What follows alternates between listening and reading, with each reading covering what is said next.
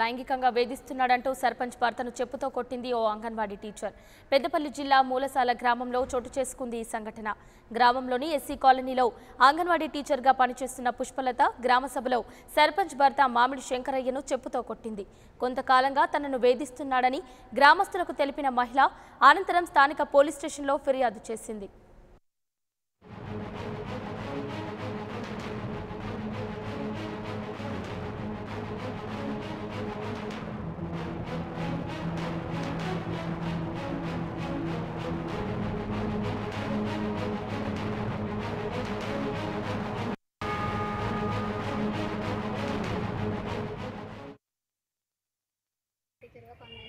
గత 9 సంవత్సరాలుగా ఉద్యోగం పెట్టించిండన్న పేరుతోటి 9 సంవత్సరాల నుండి లైంగిక వేధింపులకు గురి చేస్తాడు. మా ఆయతో కలిసి పోవడం వల్ల ఉద్యోగానికి రాజీనామా చేయాలి, లేకపోతే నాకు లొంగాలి అనే టార్గెట్ పెట్టుకున్నాడు వాడు.